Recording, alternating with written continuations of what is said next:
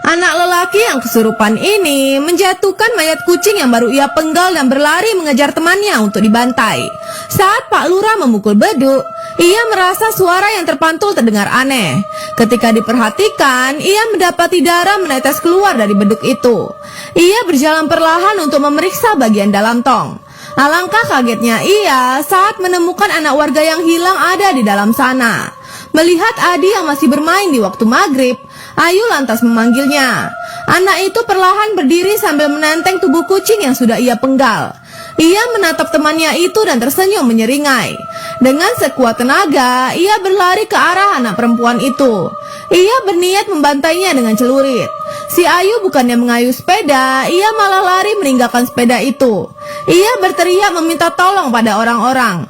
Wanita yang mendengar teriakan Ayu segera menarik anak itu ke dalam rumahnya. Mereka menutup pintu dan menghadang pintu itu dengan tubuh mereka.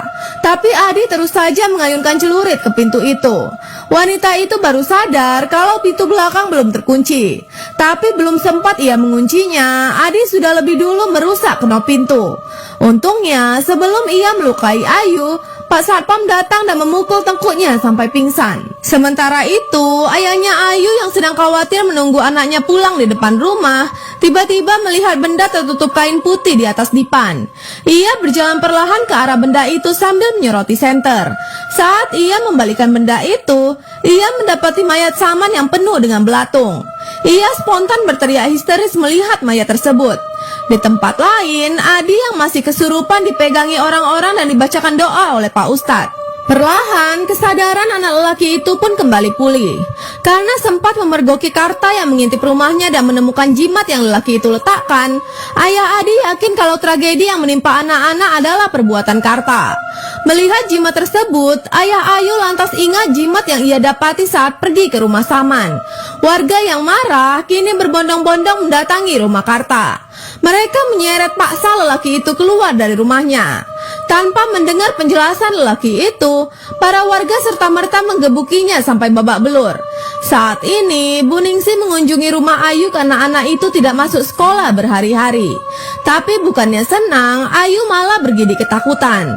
Ternyata Pak Liknya sudah memberitahu kalau guru barunya itu adalah jelmaan jin yang suka memangsa anak-anak.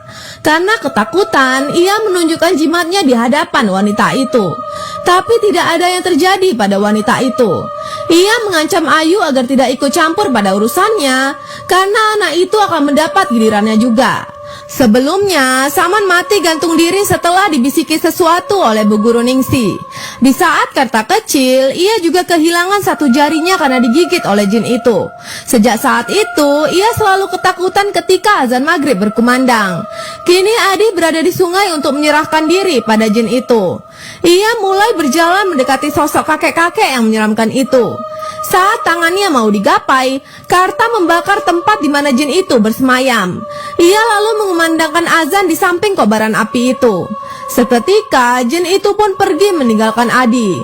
Beginilah akhir kisah film hantu ini. Mari kita saksikan konten-konten menarik lainnya hanya di